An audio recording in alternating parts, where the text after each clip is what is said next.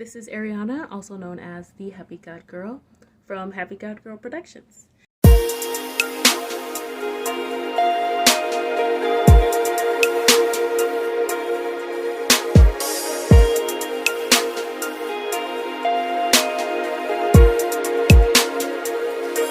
And I'm coming at you with a nugget of the week, and this nugget is all about boundaries. If you like this topic, if you're enjoying the nuggets of the week, make sure you give me a little like, show me some love, and also save this for later. I'm going to get right into it. This is going to be all about boundaries. What I'm referring to in boundaries is going to be about courtship, about dating as a single Christian woman. I'm going to start very basically.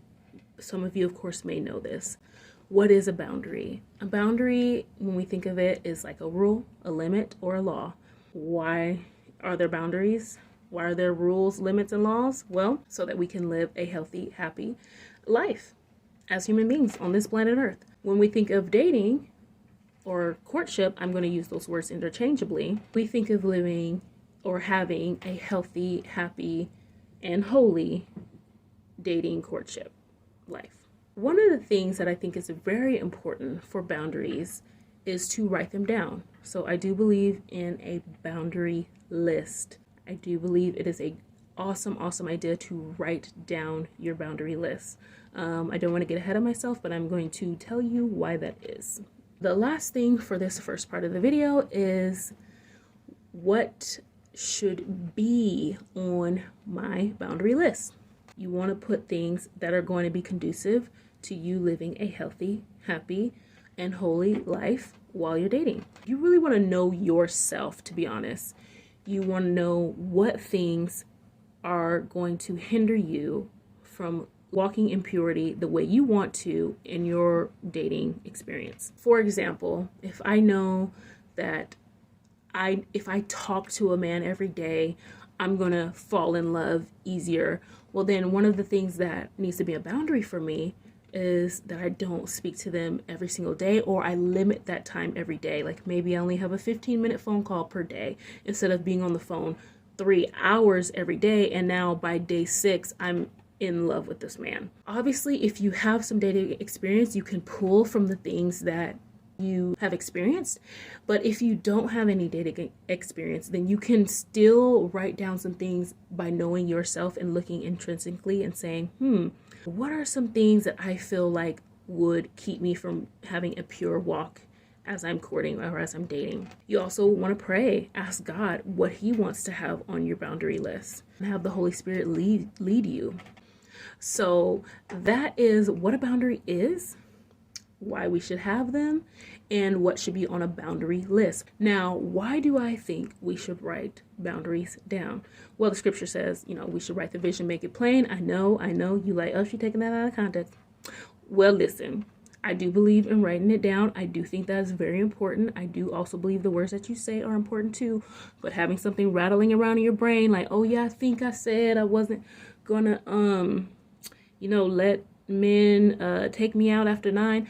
No, pull something out, pull out your phone, whatever, so you can easily reference what's going on. And I'm going to give you a personal story. I rewrite my boundary list as I've aged and still been single. My boundary list at 20 is not the same boundary list that I have now in my early 30s. It's still keeping it holy, don't mistake that, but it's just a little bit different. I wrote the last boundary list that I have and that I use now some time ago, and I wasn't I wasn't dating, I wasn't entertaining anybody at that time. So fast forward a couple years later, and I get some interest, and a man wants to take me out, things like that, and I'm starting to feel interesting about the experience. And I'm like, you know what? I really want to find my boundary list. And I found it, and I was like, this is what my issue is. One of the things that's on my boundary list, my current boundary list, is that if the person is not equally yoked with me, I don't want to continue in a dating pattern. I can be your friend. You're more than welcome to come to my church. You're more than welcome to reach out to me for, prayer or ministry. But I'm not going to entertain this as something that could lead to marriage, because we're not even, either the same religion or we don't have the same beliefs. I've had this issue in the past where I'm like, I'm still trying to minister while I'm dating. and it's too much for me. So that's why I said before, you have to really know yourself. It's a little too much for me because I have to guard my heart. My feelings will get too involved, and then we're not even equally yoked. This is literally going nowhere. That was what was important for me. So I had to tell that person, hey, this is what I'm looking for, and I'm not going to be able to continue with this, entertaining this. You know, if you should want prayer, you know, want to stop by the church, you're more than welcome, but this is not going to continue in this matter. And he had nothing but respect for that. But had I not dusted off, found my boundary list on the bottom of who knows what, I would have just been continuing and trying to figure out like, well, what I'm going to do or how I'm going to handle this. And I probably would have been in the same loop-de-loop that I was in the past, where I'm trying to date and minister and date and minister, and that just don't work for me. That's why I really, really, really think it's important to write it down, have it electronically, have it on paper, something that you can reference easily. Next thing I want to talk about with boundaries, we already talked about what boundaries are, why to write them down, why to have them, what kind of things need to be on the list. Now we want to talk about, okay, well, how am I going to tell this man about my boundaries? Girl, you're not going to tell that man nothing. Well, that really depends on you and your personality. I personally do not tell men my boundaries. I like explaining my boundaries in my actions more than my words. If a man approaches me and he's like, oh yeah, I want you to come over, I'll be like, oh, you know, that doesn't work for my schedule. No, that doesn't work for me. Oh, no, I don't got time that day. And I literally have done this. I had a man who literally invited me to his house 3 different occasions, and I just said no. And the 4th time he was like, oh, I was hoping I could take you out somewhere. Oh, okay. When were you thinking about doing that? And where were you thinking about going? Oh, this and that and this and that. Okay. Well, this a day. I'll meet you there. So from then on, he knew, oh, she's not going to my house.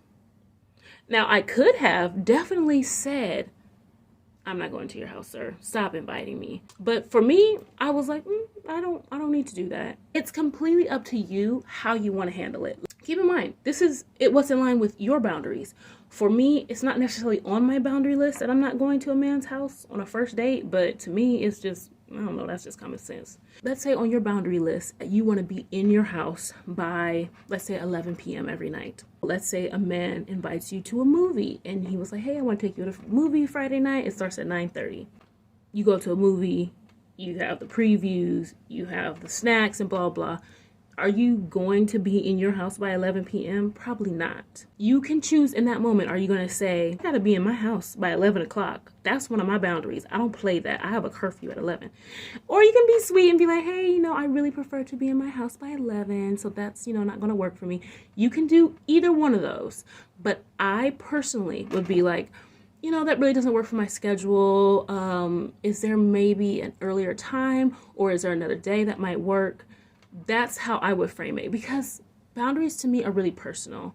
And I think when I'm getting to know someone, I just don't want to present them with a bunch of rules. It can almost seem like accusatory too, depending on the way you frame it. I remember being younger saying like, oh, I can't do that. Like, I can't do that. And the guy was like, oh, like, do you think I'm trying to do something to you? I think they were just trying to take me to a late movie or something like that. And I felt bad that it did sound like I was accusing him of something. It's totally up to you how you want to handle giving the information to your suitor about your boundaries. But I would suggest let it be more so in your actions than in your words. And my example that I gave earlier of the house guy, you can obviously block a guy like that if you want to. So you already know what should be on your boundary list. You kind of know how to give out your boundaries, how you want to communicate those, and you know what a boundary is, why we have them, why we write them down. I hope that you enjoyed this. Let me know if you have any questions and I'll do a follow-up video. If you have questions, if you didn't understand something, you need clarification, or if you just have a comment, you're like, hey, I don't agree with that or whatever, or I found my husband, I need to do all that. That's fine too. I would love to have the conversation. I'll talk to you guys later. Love you. Bye.